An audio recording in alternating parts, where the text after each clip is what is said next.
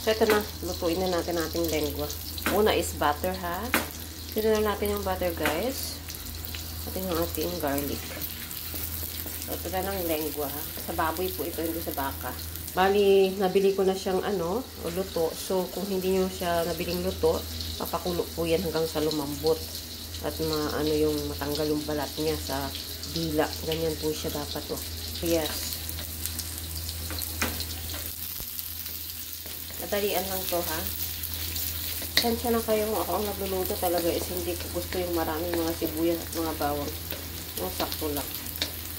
Kung nagluluto na yung ating sibuyas, yung ganyan na siya, pwede natin ilagay yung ating dila. Yan, lengua. Yan. Medyo sanggutsa natin siya ng konti. Yan. Yan po yung dapat yung niya. Kasi in-slice na ng mama kahapon. Hindi ka na luto na din siya. So, hindi ka na problema. Iluluto mo na lang sa gusto mo. Patahe. 2 dila po ito, ha, ng baboy. Lagyan natin siya ng konting magic lang. Konti lang, ha. Kaminta. Yung kosmekos hanggang sa siya ay medyo. So, dahil ito ay ready to eat na, madali lang siyang lutuin. Yan. Yung kosmekos lang. Saan natin yung mushroom, cream of mushroom.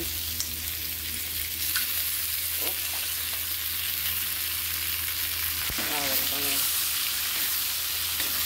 Anong apoy? Tapos mekos.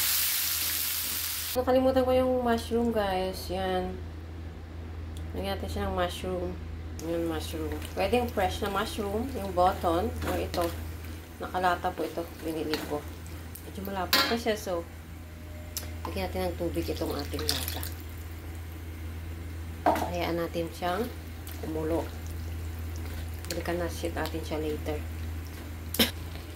So, yan na siya, guys. Kumukulo na siya. So, nasa inyo na po kung hanggang saan yung gusto nyong lapot or sabaw ng inyong lengua. So, ito, kung mahilig po kasi medyo masabaw-sabaw, pwede na. Pero ito, papaanuhin ko ng patuyuin lang po natin siya ng konti.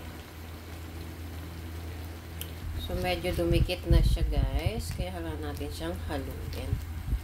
Yan, dumikit yung ating, Kung may mais po kayo, kernel corn, ganon, nakalata, or box, pwede po yun ilagay. Nasa inyo na po, pero medyo masama yung ating tiyan ngayon. So, hindi natin nalagyan ng maraming ingredients.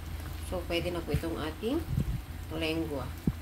Pwede na po natin siyang patayin, or patuyuin ko lang ng konti. Ganyan lang po kadali magluto ng lengua. Bye!